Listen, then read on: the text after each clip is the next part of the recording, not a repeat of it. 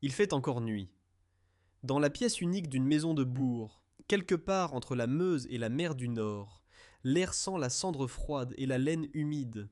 Le foyer a été couvert la veille, et il ne reste sous le couvercle de terre qu'une braise sourde qui n'éclaire rien. Sur la paillasse, 4 corps se partagent la même couverture de bure. La mère, 2 enfants, et la fille aînée, celle qui a peut-être 15 ans, et qui va se réveiller la première parce que c'est à elle de relancer le feu. Elle se redresse dans le noir. Elle sent quelque chose de tiède et de poisseux contre sa cuisse, et elle comprend avant même d'avoir posé la main.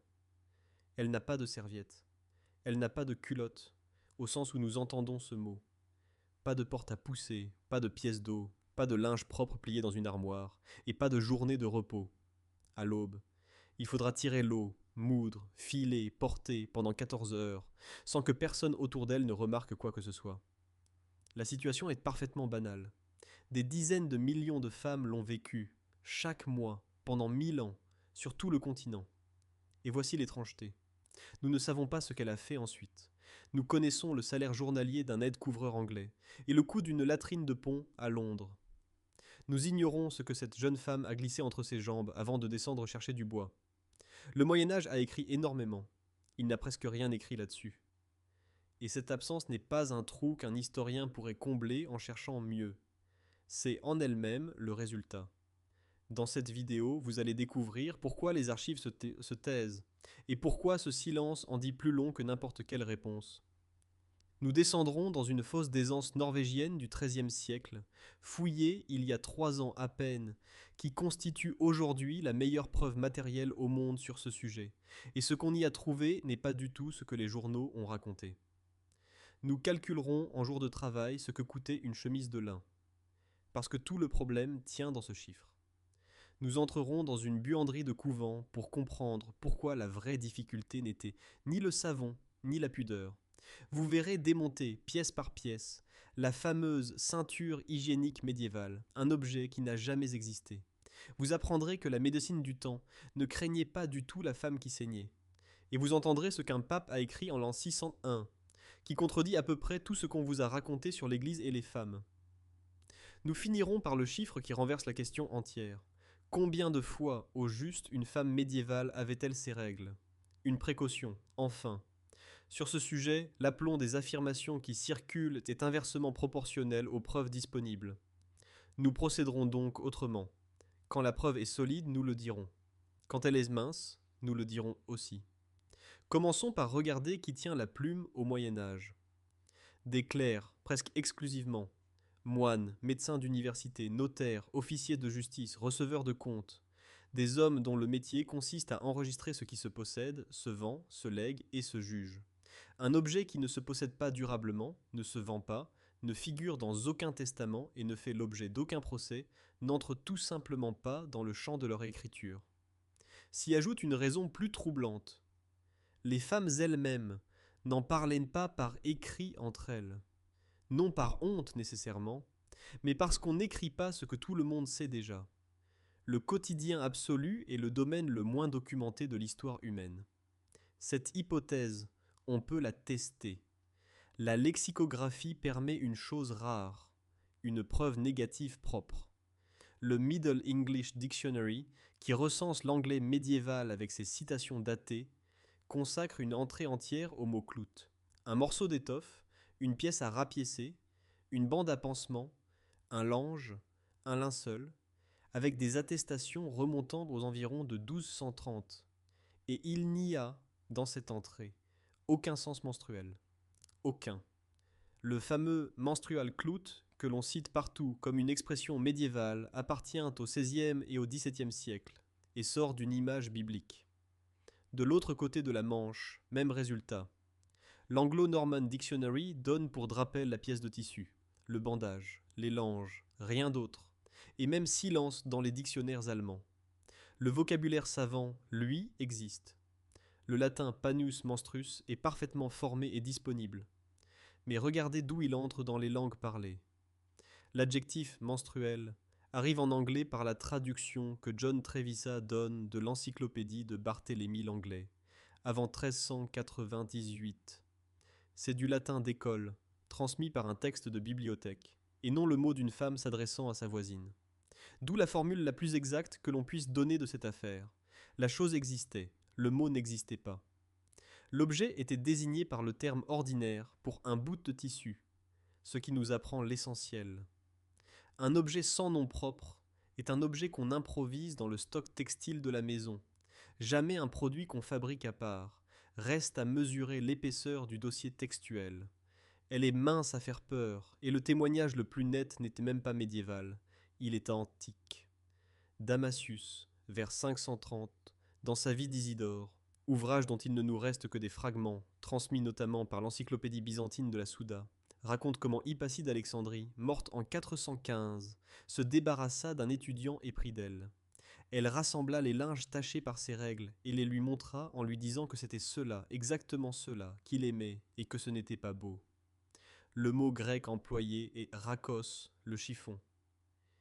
Ce passage ne dit rien du Moyen Âge, mais il établit l'essentiel. Le linge menstruel était un objet reconnu, conservé, assez familier pour qu'un lecteur saisisse le geste sans explication. Retenez-le, nous y reviendrons. C'est aussi l'un des textes les plus systématiquement déformés de toute cette histoire. Au-delà, un médecin de Montpellier qui vers 1300 aurait mentionné le linge 2 fois. Ses commentateurs modernes l'affirment. Le texte latin, lui, reste à rouvrir. Une déposition d'inquisition, une révélation attribuée à sainte Brigitte de Suède, invérifiable en l'état, une clause de visite monastique du XVe siècle. Le comte tient sur les doigts de 2 mains, pour 1000 ans et un continent entier. Quand les textes se taisent à ce point, il ne reste qu'une chose à interroger. La Terre, direction la Norvège, sur la rive occidentale du fjord d'Oslo. Tønsberg est l'une des plus vieilles villes du pays, et son centre médiéval dort sous les rues actuelles. En 2022 et 2023, la municipalité entreprend de gros travaux dans la Rådhusgaten. L'Institut norvégien de recherche sur le patrimoine culturel envoie une équipe faire une fouille de sauvetage. On creuse vite, on documente tout, et les pelleteuses attendent. Personne, ce jour-là, ne cherche des règles médiévales. C'est ce qui rend la suite si intéressante. L'équipe met au jour un bâtiment, et, à l'intérieur, une latrine d'au moins 4,2 mètres sur 2,4. C'est trop grand pour une seule maisonnée. On pense à un équipement partagé, bâtiment de port, auberge, ou plusieurs foyers mettant en commun leurs commodités. Le dépôt organique qui la remplit porte une datation au radiocarbone, entre 1220 et 1 et 1282. 13e siècle donc, avec une fourchette calée par la physique. Ce dépôt contenait 52 fragments textiles catalogués, représentant au moins 57 pièces distinctes, environ 7% de tous les textiles médiévaux trouvés dans cette ville. Et ici intervient une correction que la presse a presque uniformément ratée. Ces textiles sont en fibres animales, essentiellement de la laine, pas du lin. Toute phrase sur des chiffons de lin adossés à cette fouille serait fausse. Que montrent ces fragments? Des étoffes déchirées, pliées, plissées, mises en forme délibérément, découpées dans des pièces plus grandes, et non de simples chutes. Certaines sont colorées, certaines rayées. Ce sont des vêtements de récupération. Le catalogue donne des objets précis, et ce sont eux qui font l'affaire. Un fragment de 35 cm, une tresse circulaire de 16 cm de long sur un de large, avec un nœud à une extrémité. Un ruban tissé rouge, large d'environ 1 cm, long de 19, noué en nœud coulant, avec le reste d'un gland au bout. Simèle de la sphaigne, cette mousse de tourbière que les Norvégiens appellent parfois la mousse à sang, remarquable par son pouvoir absorbant et ses propriétés antiseptiques. Et le sang. Ici, il faut être scrupuleux, car le communiqué de presse est plus affirmatif que l'article. 5 échantillons sont partis au laboratoire pour analyse des résidus de sang, des hormones et des œufs d'insectes. La formulation publiée dit ceci. Les tests préliminaires suggèrent qu'il pourrait y avoir des traces de sang. Pas de dosage triomphant, et les résultats hormonaux ne sont pas rapportés du tout. La seconde piste est autrement ingénieuse. Sur l'un des fragments, on a récupéré des mouches et des larves, et l'analyse isotopique du contenu de leur estomac indique qu'elles s'étaient nourries de sang humain. On interroge la dernière digestion d'un asticot du XIIIe siècle. Mais l'archéologue ajoute aussitôt la restriction qui s'impose. On ignore si ces insectes ont mangé le sang présent sur les textiles ou celui de leurs hôtes vivants. Sunniva Wilberg Halvorsen, qui signe l'étude parue en 2025 dans l'Archaeological Textiles Review, est d'ailleurs plus prudente que ses commentateurs. Sa phrase clé mérite d'être citée telle quelle. L'ensemble des textiles est trop divers pour s'expliquer uniquement comme des restes de linge et de ceintures menstruelles, ou comme du papier hygiénique. Certains pouvaient venir d'un simple tri des ordures, d'autres avoir servi à essuyer ou à soigner une plaie. Et une fosse d'aisance est exactement l'endroit où l'on s'attend à trouver les deux. Alors que reste-t-il, une fois toutes ces réserves posées? Quelque chose de considérable. D'abord, un argument économique imparable. Fabriquer une simple robe de laine, de la préparation de la fibre à la couture, représente de l'ordre de 1000 heures de travail. La conclusion de la chercheuse tient en une phrase. On ne pouvait pas se faire une robe neuve tous les mois. L'idée si répandue d'une femme médiévale laissant couler dans ses vêtements ne résiste pas à cette arithmétique. Ensuite, un fait matériel brut. Dans un dépôt du XIIIe siècle, gisaient ensemble des bandes d'étoffes déchirées et pliées, de la mousse absorbante, des tresses, des cordons et des rubans noués. La serviette hygiénique n'est pas démontrée. Le geste, lui, l'est. C'est moins spectaculaire qu'un titre de journal et infiniment plus solide. Ce chiffre commande tout le problème. Mais avant d'en tirer les conséquences, corrigeons une erreur de cadrage. En cherchant la serviette, on cherche le mauvais objet. La technologie de base du Moyen-Âge n'est pas un dispositif, c'est un vêtement. La chemise, chintz en ancien français, smock en anglais, hemd en allemand, est une longue robe de dessous portée à même la peau, sous tout le reste. En lin pour le commun, en chanvre plus rêche pour les pauvres, en lin fin ou en soie pour les femmes de qualité, blanches ou écrues dans les manuscrits, en usage sans interruption pendant plus de 5 siècles. Sa fonction, dès l'origine, est exactement celle qui nous intéresse. Elle protège du frottement de la laine et elle tient chaud, mais surtout elle absorbe la sueur, la crasse et les fluides du corps, pour que le vêtement de dessus, celui qui coûte cher, n'ait jamais à les recevoir. Le vestiaire médiéval contenait donc déjà une couche absorbante, lavable, au contact du corps. Le linge menstruel n'est pas une invention. C'est une intensification locale du travail que la chemise faisait déjà. Reste à savoir ce que valait cette chemise, et c'est ici que les chiffres deviennent cruels. Le tissu est cher, pour une raison souvent mal comprise. Ce n'est pas le tissage qui coûte, c'est le filage. Les estimations publiées convergent. Entre 75 et 100 heures de filage pour une aune carrée d'étoffe, soit environ 85% de la main-d'œuvre totale. Une seule aune représente donc entre 1 et 3 semaines de filage. Une chemise en demande plusieurs. Traduisons cela en argent, avec un cas nommé. Dans un contrat d'entretien anglais du XIVe siècle, une certaine Anicia at Egg cède sa ferme à sa belle-fille en échange d'une pension viagère, et l'acte descend jusqu'au détail de sa garde-robe, 8 deniers par an pour sa chemise.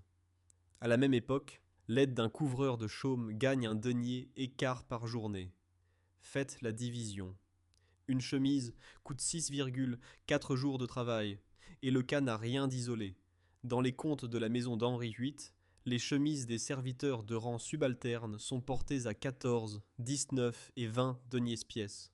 Une femme qui gagne un peu moins d'un penny par jour aux moissons, l'ordre de grandeur du salaire féminin anglais autour de 1300, met 8 à 10 jours de sa propre vie dans une seule chemise.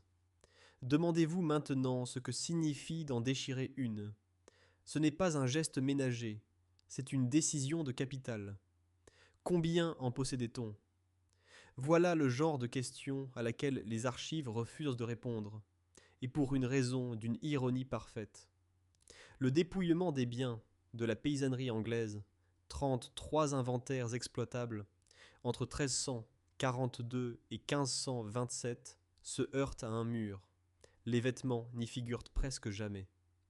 Non qu'on n'en eût pas, mais parce que ces listes recensent les biens saisis à des fugitifs, et que le fugitif, par définition, est parti en les portant sur lui.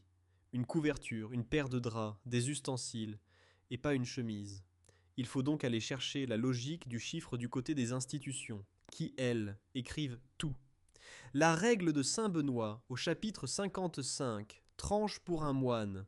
2 tuniques et 2 coules suffisent, pour la nuit et pour la lessive. 2. Non par pauvreté, mais par mécanique élémentaire. Il en faut un second parce que le premier trempe. Ce principe fixe le cadre de manœuvre d'une femme ordinaire avec une exactitude presque brutale. De là vient la valeur, non pas du vêtement, mais de sa ruine. Une chemise usée ne devient pas un déchet, elle devient successivement un vêtement plus petit, un vêtement d'enfant, une doublure, un pansement, un torchon, un linge, et, à partir de la fin du XIIIe siècle, une marchandise.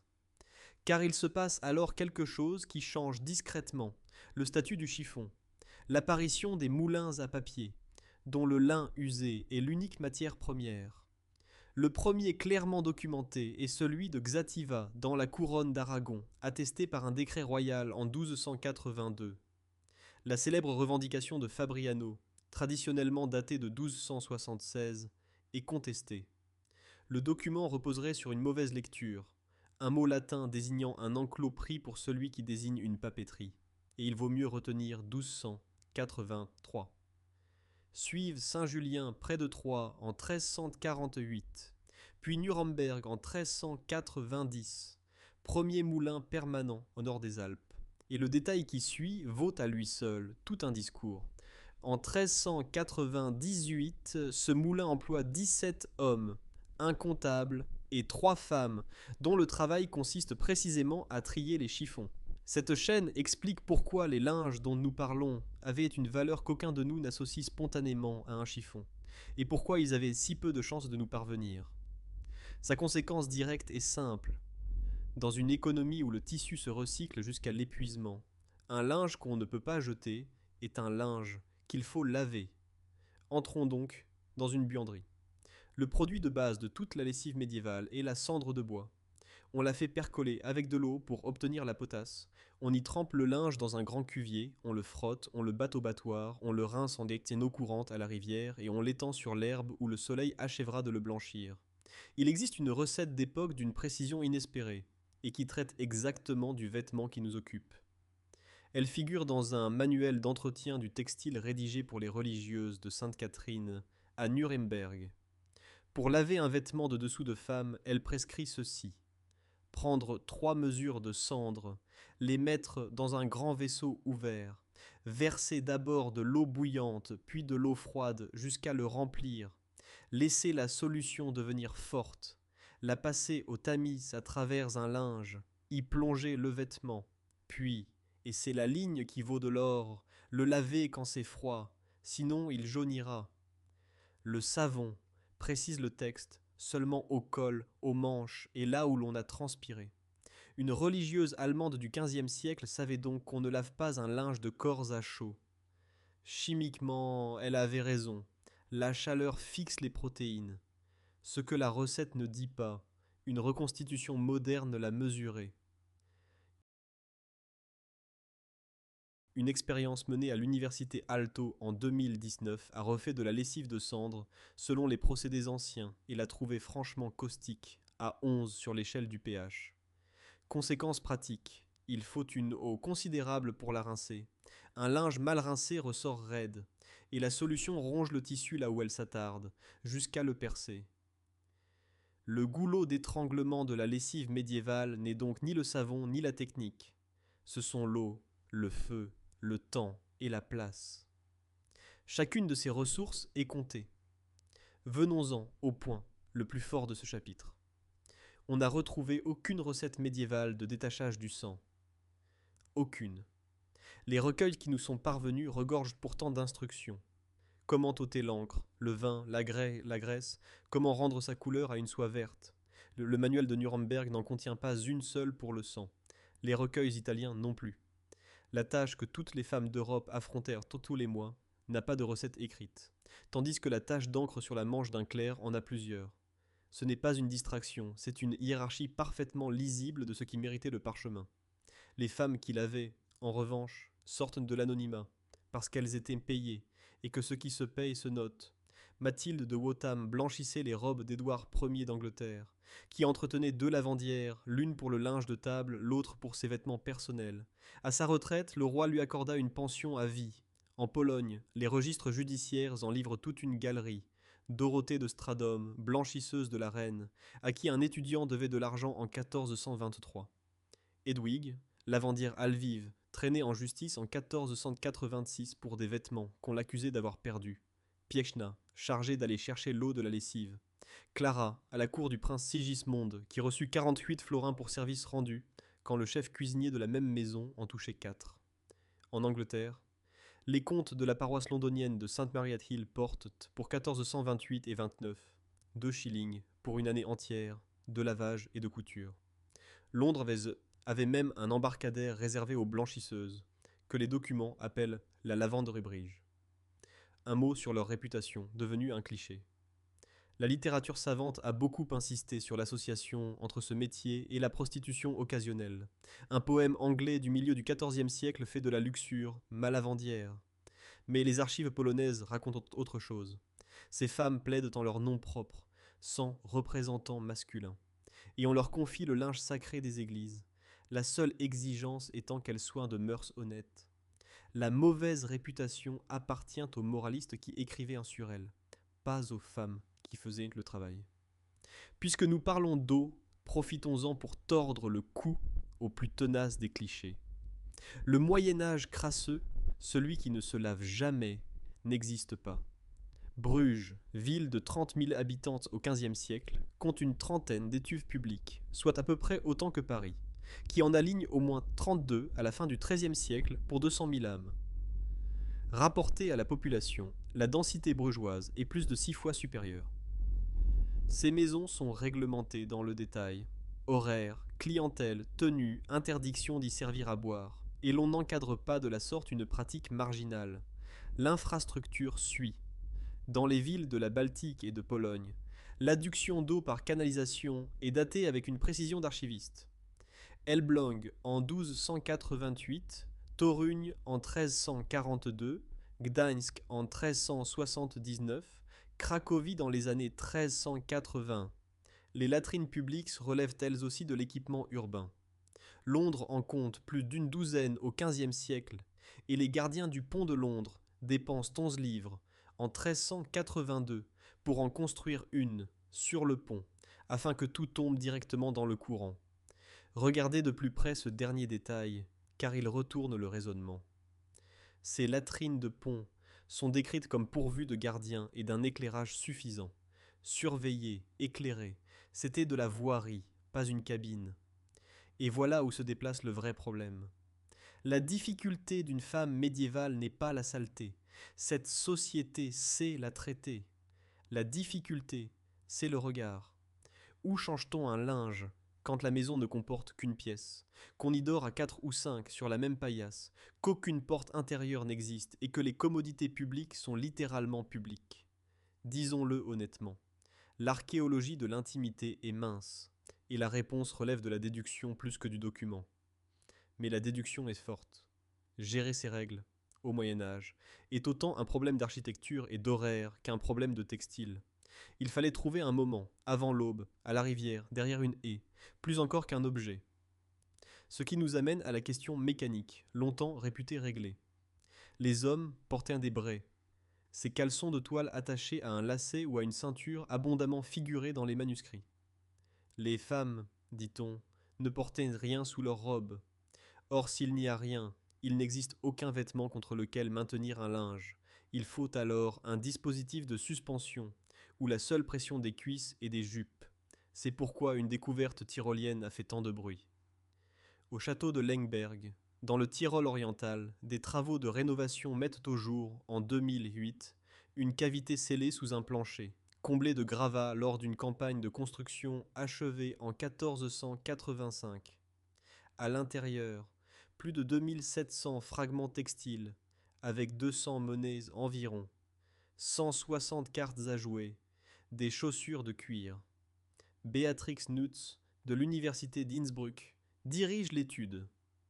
5 datations au radiocarbone réalisées à Zurich confirment le XVe siècle, avec un étalement qui déborde parfois sur le 16e.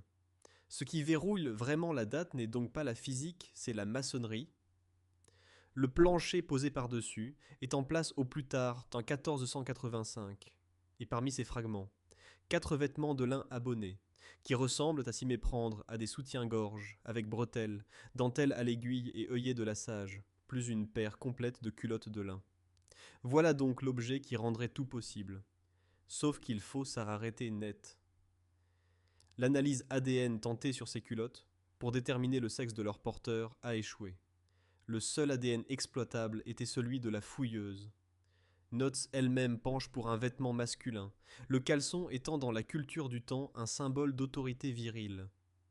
Et surtout, disons-le net, aucune publication scientifique sur Lengberg n'établit le moindre lien avec les règles.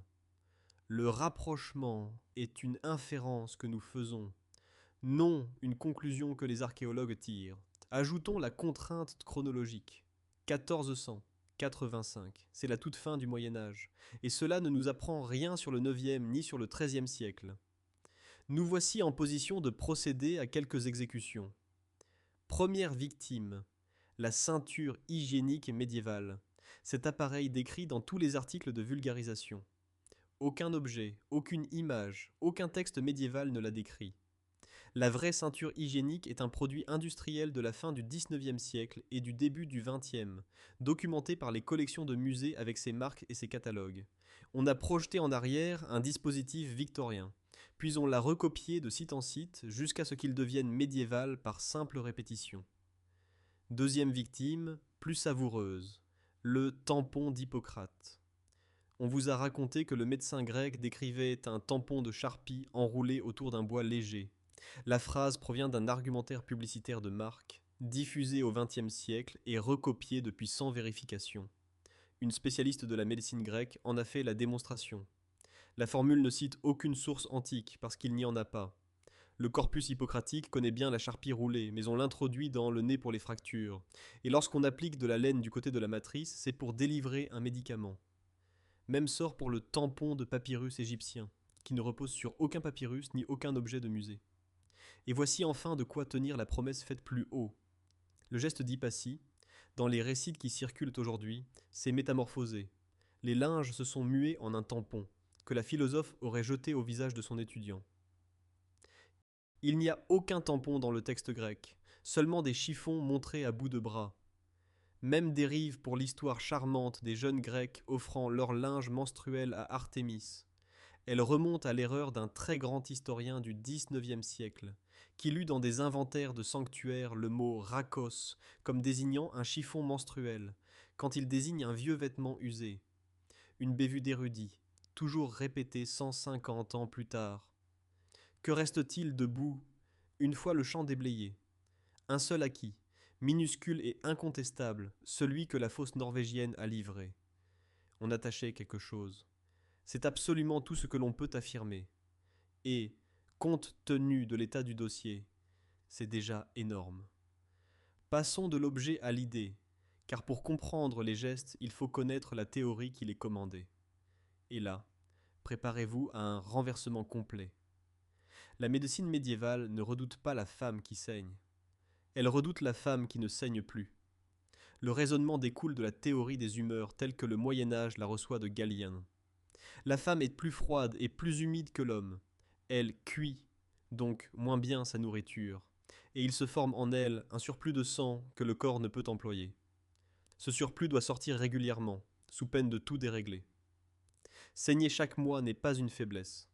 C'est une purgation nécessaire, le mécanisme même par lequel l'organisme féminin se maintient en santé. La maladie, c'est l'arrêt. Les médecins parlent de rétention et en décrivent les suites avec une précision impressionnante. Perte d'appétit, vomissements, envie d'aliments contre nature, douleurs au dos, à la tête ou aux yeux, fièvre aiguë, palpitations, hydropisie, difficulté à uriner. Au bout de la liste attend le mal le plus redouté, la suffocation de la matrice, étouffement, évanouissement, une femme retrouvée comme morte. On vous a sûrement dit que les médecins médiévaux croyaient naïvement que l'utérus se promenait dans le corps. La réalité est plus intéressante. Les manuels se disputent sur ce point. l'un soutenant que la matrice peut se déplacer, l'autre répondant que c'est anatomiquement impossible, tandis que la position savante dominante explique plutôt que le sang et la semence retenue se corrompent sur place et que leurs vapeurs montent oppresser le cœur. Le nom que l'on donne alors au phénomène est superbe. On appelle cela les fleurs. Et le traité salernitain que l'on désigne sous le nom de Trotula explique la métaphore sans détour. De même que les arbres qui n'ont pas de fleurs ne porteront pas de fruits, les femmes privées de leurs fleurs seront privées de descendance. Le sang menstruel est la promesse de l'enfant à venir. Puisque nous prononçons ce nom, réglons son cas, car il traîne une légende tenace. La Trotula n'est pas le livre d'une femme, c'est un ensemble de 3 textes distincts, composés à Salerne au XIIe siècle et réunis plus tard par des éditeurs anonymes. L'un théorique et galénique, un autre ouvertement dû à un homme, et seul le troisième, consacré au traitement des femmes, se rattache à une praticienne salernitaine ayant réellement existé, Trotta. Le succès fut considérable, près de 200 manuscrits conservés, dont plus de 130 en latin. Quant à la fameuse chaire universitaire que Trotula aurait occupée, elle a été inventée de toutes pièces par un érudit nommé Antonio Mazza, en 1681. Et c'est un imprimeur, Georg Kraut, qui a achevé la fabrication du mythe en 1544. Il a refondu les 3 textes en 60 et un chapitre thématique, expurgé les éléments magiques et retouché le prologue de manière à suggérer une autrice unique. La première femme professeure de médecine d'Europe est une créature de l'imprimerie. Restent les remèdes, et ils sont concrets, contre les règles retenues. De la menthe au miel, de l'armoise dans du vin, l'armoise étant l'emménagogue par excellence de la tradition. Une saignée pratiquée à la cheville plutôt qu'au bras, pour attirer le sang vers le bas, des pessères, des ventouses, des fumigations aromatiques administrées par en dessous, la patiente assise sur un siège percé au-dessus d'un vase de charbons et d'herbes. Les écrits médicaux qui circulent sous le nom d'Hildegarde de Bingen, composés vers 1155, connus par un unique manuscrit de Copenhague et d'attribution discutée, prescrivent pour la même indication un bain d'eau de rivière, chauffé avec des tuiles brûlantes, additionné de tanésie, de molène et de grande camomille, la femme s'y asseyant de façon que l'eau lui couvre le ventre. Une abbesse rhénane du XIIe siècle ordonnant un bain de siège aux plantes. Voilà pour l'image. La conséquence pratique est décisive, et elle contredit tout ce que notre époque suppose. Dans ce cadre théorique, avoir ces règles n'est pas honteux, c'est rassurant. Le signe que la machine fonctionne. Une jeune fille dont les fleurs tardent inquiète bien davantage sa famille qu'une femme qui saigne abondamment. Il existe pourtant une autre tradition, franchement hostile, qui a laissé bien plus de traces dans notre imaginaire. Son texte phare s'intitule Des secrets des femmes. Composé vers 1300, faussement attribué à Albert le Grand, c'est presque à coup sûr l'œuvre d'un disciple.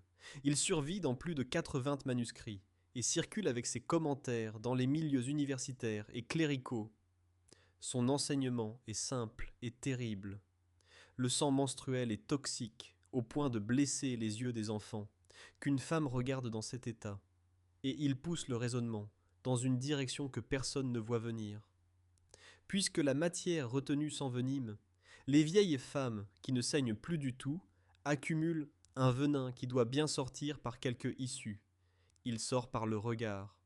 Le texte précise même lesquelles sont les plus dangereuses. Les pauvres, parce que leur nourriture est plus grossière et leurs humeurs plus épaisses. Nous tenons là, dans un manuel de philosophie naturelle, la théorie savante du mauvais œil, pointée avec une précision de tir sur les femmes âgées et démunies. Ce texte a nourri le manuel de chasse aux sorcières publié en 1487. Nourri, disons bien. Il n'a rien causé à lui seul. D'où vient tout cela? D'un livre romain. Pline l'Ancien, dans le 28e livre de son Histoire naturelle, achevé en l'an 77, dresse le catalogue complet. Les abeilles abandonnent leurs ruches si une femme réglée la touche. Le fil du rasoir s'émousse. Les chiens qui goûtent ce fluide deviennent enragés. Et il donne le détail. qui résume toute la mécanique de la pensée magique. Un miroir terni par le regard d'une telle femme retrouvera son éclat si la même femme en regarde le dos. Vient alors le tuyau par lequel ce folklore païen s'écoule dans 1000 ans de christianisme. Isidore de Séville, entre les années 615 et 636 environ, recopie Pline presque terme à terme dans ses étymologies, et ajoute cette ligne stupéfiante, la glu de poids, que ni le fer ni l'eau ne dissolvent, se disperse d'elle-même dès qu'elle est souillée de ce sang. Or les étymologies sont, pendant près d'un millénaire, le livre le plus lu de l'Occident latin après la Bible, présent dans tous les monastères, pillé par tous les encyclopédistes. Personne, jamais, ne va vérifier avec un miroir et une ruche. Ces affirmations n'ont pas été observées, elles ont été transmises. C'est ainsi qu'une croyance devient un savoir, et c'est là qu'apparaît la contradiction qu'il faut regarder en face, car elle est le cœur battant du sujet. Pendant que ce courant enseigne le poison, la médecine savante enseigne l'inverse dans les mêmes bibliothèques, et souvent au même siècle. Ce sang nourrit. Il est retenu pendant la grossesse pour fabriquer le corps de l'enfant. Un grand médecin persan du Xe siècle, dont l'œuvre parvient en Occident par les traductions du Mont Cassin, écrit que du sang menstruel se forment le foie et les autres parties charnues. Puis, après la naissance, il se convertit et blanchit en lait. La même substance est donc, selon l'étagère que l'on consulte, la matière première de tout être humain ou le venin qui aveugle les enfants. Un contrepoint, enfin, délicieux. Quand l'observation du XIIIe siècle établit que les femmes vivent en moyenne plus longtemps que les hommes, ce qui contredit frontalement Aristote, Albert le Grand ne tord pas les faits. Il explique que cette purge périodique, née de la malédiction, procure aux femmes un nettoyage humoral dont les hommes sont privés, et donc une plus grande longévité. La malédiction se révèle un avantage physiologique. Reste dans tout le dossier une seule femme dont les règles soient nommées, datées et attachées à un objet précis. Elle s'appelle Philippa. Sa mère, Béatrice de Planisol, châtelaine de Montaillou, comparaît devant le tribunal d'inquisition de l'évêque Jacques Fournier, dont le registre couvre les années 1318 à 1325. Ces interrogatoires à elle se déroulent au cours de l'été 1320. On lui présente le contenu d'un sac saisi chez elle. 2 cordons ombilicaux, de l'encens, des graines réputées aphrodisiaques, un morceau de pain desséché, un petit couteau enveloppé de toile, et des morceaux d'étoffe tachés de sang. Elle explique. Ses linges portent le sang des premières règles de sa fille, et un juif baptisé lui a dit que si elle en conservait un peu et le faisait boire au mari de Philippa, il ne s'intéresserait jamais à une autre femme. Voilà tout ce que l'archive médiévale occidentale nous donne. Une femme, une date, un objet, un filtre. Mais la portée du témoignage dépasse la sorcellerie. Pour qu'une mère conserve un linge taché, il fallait qu'un linge taché existe. Dans un village pyrénéen des années 1320, on recueillait donc le sang menstruel dans du tissu. Ce document ne parle pas d'hygiène, et c'est pourtant la meilleure preuve textuelle d'hygiène que nous possédions. Abordons enfin l'institution que tout le monde croit connaître, et où presque tout le monde se trompe. Le cadre de départ vient du Lévitique. Le 15e chapitre rend la femme qui a ses règles rituellement impure pendant 7 jours, et cette impureté se transmet par le toucher. Le 12e fixe la purification après l'accouchement à 33 jours pour un garçon, 66 pour une fille. Ce que le christianisme latin en a fait est autrement moins prévisible. Le document décisif date de l'an 601. Le pape Grégoire le Grand répond aux questions que lui adresse Augustin de Cantorbéry, chargé d'organiser l'Église naissante des Anglo-Saxons. Ce texte, le Libellus Responsionum, nous est parvenu par que Bède le Vénérable l'a recopié intégralement dans son histoire ecclésiastique, au 27e chapitre du premier livre. Grégoire y écrit qu'une femme qui subit sa coutume mensuelle ne doit pas être empêchée d'entrer dans l'Église. Sur la communion, il est plus net encore. Elle ne doit pas être empêchée de recevoir le mystère de la Sainte Communion en ces jours-là.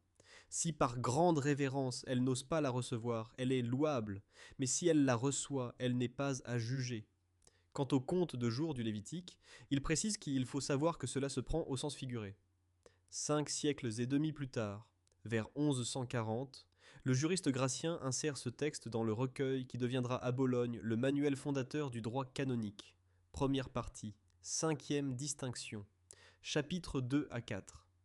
À partir de cette date, la position officielle de l'Église d'Occident est que la menstruation n'interdit ni l'Église ni l'Eucharistie. Quiconque était écarté l'été par une coutume locale, par un confesseur ou par un manuel de pénitence, jamais par le droit. Car ce courant contraire existe, et c'est pénitentiel, non légal. Les recueils insulaires, les jugements attribués à Théodore de Cantorbéry, compilés en Northumbrie vers 690 à 710 et conservés en 5 recensions, ceux de Finian, ceux de Cuméan, qui reprend l'arithmétique des 33 et 66 jours, appliquent le Lévitique au pied de la lettre et écartent les femmes de l'Église. Et le plus beau, c'est que les deux positions voyagent physiquement ensemble. 4 manuscrits bavarois transmettent le texte de Grégoire relié avec le pénitentiel de Théodore, et dans un sacramentaire de Prague de la fin du 8e siècle, les jugements de Théodore portent l'entête Canon de Saint Grégoire, pape de la ville de Rome, le nom du pape apposé sur un texte qui le contredit. Les travaux récents montrent d'ailleurs que des copistes remplaçaient délibérément la règle sévère de Théodore par celle de Grégoire. Ce n'est pas une répression uniforme, c'est une dispute millénaire, visible dans les marges. Voyons maintenant où l'Église a réellement dépensé son énergie rituelle, car ce n'est pas là qu'on l'attend. Elle n'a bâti aucune liturgie autour des règles. Elle en a bâti une, considérable, autour de l'accouchement. Ce sont les relevailles, dont les livres liturgiques conservent les formulaires depuis le XIe siècle. Celui de l'usage de Salisbury s'intitule sans détour Ordre pour purifier une femme après l'enfantement devant la porte de l'église. La femme attente au portail, on récite des psaumes, on l'asperge des yao bénites, puis le prêtre la prend par la main droite et la fait entrer en prononçant « Entre dans le temple de Dieu ». Une législation conciliaire de Durham au XIIIe siècle prescrit même qu'on leur serve du pain béni et non l'Eucharistie, tant qu'elles ne se sont pas confessées. Le seuil, l'eau, les 40 jours, la formule d'entrée. Toute la machinerie est là, et rien d'équivalent n'existe pour la menstruation. Une remarque d'arithmétique s'impose ici, et c'est un raisonnement, non une source. En 1215, le 4e concile du Latran, dans son 21e canon, impose aux fidèles des deux sexes de se confesser une fois l'an et de communier au moins à Pâques. Si la norme est de communier une seule fois l'an, à date à peu près fixe, une interdiction liée aux règles ne tombe au mauvais moment qu'une année sur 6 ou 7 pour une femme au cycle régulier, et beaucoup plus rarement encore pour celle qui passe l'essentiel de ses années fécondes enceintes ou allaitantes, comme nous le verrons. Sur le papier, l'interdit est spectaculaire, dans la vie d'une paroissienne, presque inerte. Il existe pourtant une tradition qui, elle, a pris la question au sérieux, jusqu'à bâtir en pierre. Le judaïsme médiéval organise autour du nida une séparation d'une douzaine de jours, qui ne s'achève que par l'immersion dans un bain rituel alimenté par des eaux vives, d'où des ouvrages spectaculaires, creusés jusqu'à la nappe phréatique. Spire vers 1120, le plus ancien conservé d'Europe. Worms en 1185 ou 6, dont l'inscription de fondation nomme le donateur, Joseph Halevi, en vers rimés.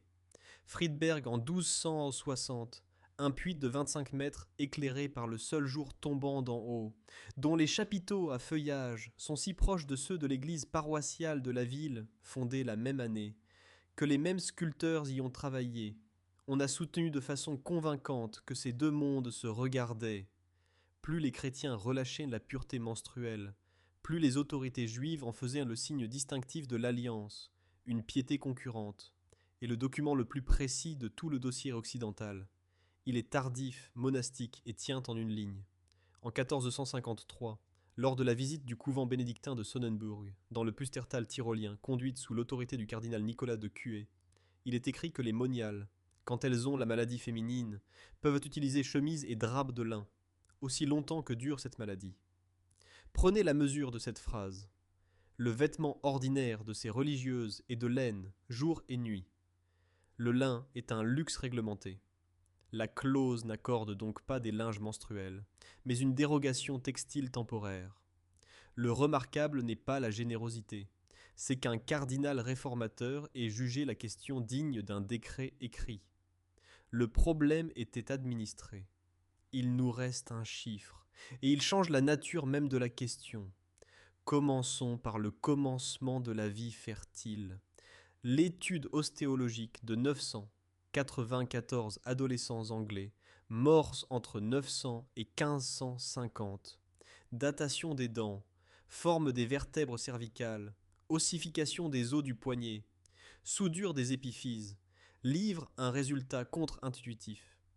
La puberté commençait entre 10 et 12 ans, exactement comme aujourd'hui. Ce qui différait, c'est qu'elle mettait bien plus longtemps à s'achever, sous l'effet de la sous-nutrition et des maladies. Les premières règles arrivaient en moyenne vers 15 ans, et à Londres, certaines jeunes filles allaient jusqu'à 17. Une précision s'impose, car on lit souvent des chiffres bien plus élevés, tirés d'une autre étude portant sur 74 squelettes d'un cimetière londonien. Ces moyennes-là ne sont pas des âges de ménarche, et les lire ainsi est un contresens. Comptez ensuite tout ce qui, dans une vie pareille, interrompt le cycle. Les grossesses se succèdent, l'allaitement dure longtemps. Les analyses isotopiques des dents d'enfants médiévaux situent dans le sevrage complet vers 2 ans, et il suspend l'ovulation. La sous-alimentation et le travail physique lourd font le reste. Notons une nuance qui renverse une intuition. Les femmes de l'aristocratie, qui confiaient leurs enfants à des nourrices, ne bénéficiaient pas de cette suspension. Elles enchaînaient les grossesses plus vite, et entre elles saignaient davantage. La condition sociale modifiait la physiologie, ce qui nous mène au chiffre lui-même. Il ne vient pas du Moyen Âge, et il faut le dire nettement. Personne n'a jamais compté les règles d'une population médiévale. Il vient d'une enquête anthropologique menée chez les Dogones du Mali, publiée en 1997, où l'on a compté des cycles réels au lieu de les modéliser, dans une population sans contraception. Résultat, une médiane d'environ 110 menstruations dans une vie, contre 350 à 400 pour une femme américaine. Le chiffre rond de 400 remonte à un article de 1976. Une autre équipe a même avancé 450. Les Dogos ne sont pas des Européennes médiévales, et l'analogie ne vaut que comme ordre de grandeur, mais la direction est incontestable. Le problème existait bel et bien. Il se posait simplement 3 à 4 fois moins souvent qu'aujourd'hui. Et une bonne part de notre stupéfaction vient de là. Nous projetons notre propre fréquence sur leur vie. Nous étions partis avec une jeune femme réveillée dans le noir et une question apparemment simple. Qu'a-t-elle utilisé? Nous finissons avec une réponse d'une autre nature. Ce n'est pas la pratique qui manque, c'est le document. Et il manque pour une raison structurelle, non par pudeur. Les archives médiévales conservent ce qui se possède, ce qui se taxe, ce qui se lègue, ce qui se plaide.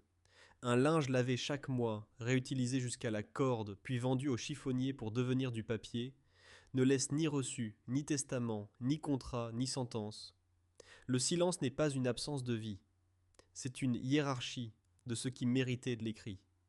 Ce qui saisit, une fois le dossier refermé, c'est la disproportion entre la maigreur des preuves et l'aplomb des récits qu'on en tire.